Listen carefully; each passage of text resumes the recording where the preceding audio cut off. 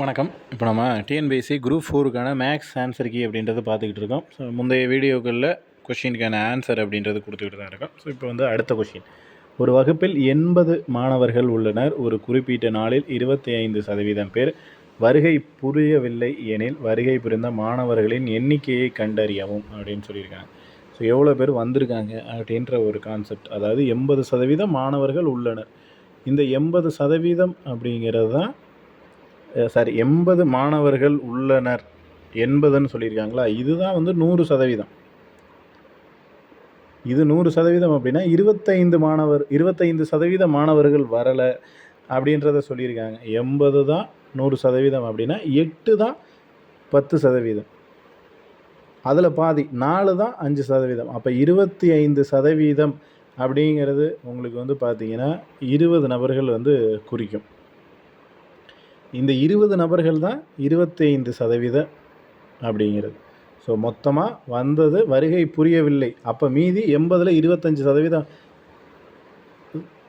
வரலை அப்படின்னா மீதி இருக்கிறது பார்த்திங்கன்னா 75%. ஸோ மீதி இந்த 75% நபர்கள் எவ்வளோ பேர் அப்படின்னு பார்த்தீங்கன்னா 60 நபர்களை வந்து குறிக்கும். இதில் வந்துட்டு 60 அப்படிங்கிறது தான் ஆன்சர். அடுத்த கொஸ்டின் பாருங்கள். ஒரு வகுப்பிலுள்ள மாணவர்கள் மற்றும் மாணவிகளில் விகிதம் 5:3. அதாவது மாணவர் ஃபஸ்ட்டு வந்து மாணவர்கள் 5:3 அப்படிங்கிற விகிதத்தில் உள்ளனர். ஒரு தேர்வில் 16% மாணவர்களும்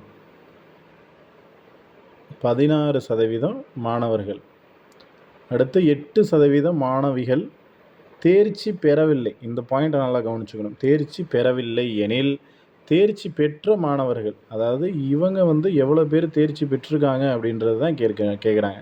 16% தேர்ச்சி பெறலை, 8% தேர்ச்சி பெறவில்லை அப்படின்றது. ஸோ நம்ம வந்துட்டு ஃபஸ்ட்டு 5:3 அப்படின்றத உங்களுக்கு ரேஷியோ அப்படிங்கிறத 5:3ன்னு எடுத்துக்கலாம், இல்லை 50:30ன்னு எடுத்துக்கலாம், இல்லை 100:60 அப்படின்னு எடுத்துக்கலாம், இல்லை 200:120 அப்படின்னு எடுத்துக்கலாம். நமக்கு வந்து எந்த கால்குலேஷனில் எப்படி எடுத்துக்கிட்டாலும் கரெக்டு தான். அது எல்லாமே 5:3 அப்படிங்கிறதோட ஒரு இது தான், ரேஷியோ தான். ஸோ அந்த ரேஷியோவில் எப்படி வேணாலும் எடுத்துக்கலாம். நீங்கள் இதுக்கு அடுத்த ரேஷியோ 200க்கு அடுத்து 400:240ன்னு எடுத்தாலும் இது 5:3 ரேஷியோவில் இருக்கிறதா தான் அர்த்தம். ஸோ இந்த ரேஞ்சில் எடுத்துக்கிட்டு நம்ம போட்டோம் அப்படின்னா மொத்தமாக 87% மாணவிகள் தேர்ச்சி பெற்றனர் அப்படின்றது வரும். ஸோ மொத்தமாக பார்த்தீங்க அப்படின்னா 87% மாணவ மாணவிகள் தேர்ச்சி பெற்றனர். ஸோ அடுத்த கொஷின்ஸ் அடுத்தடுத்த வீடியோக்குள்ளே பார்ப்போம். நன்றி.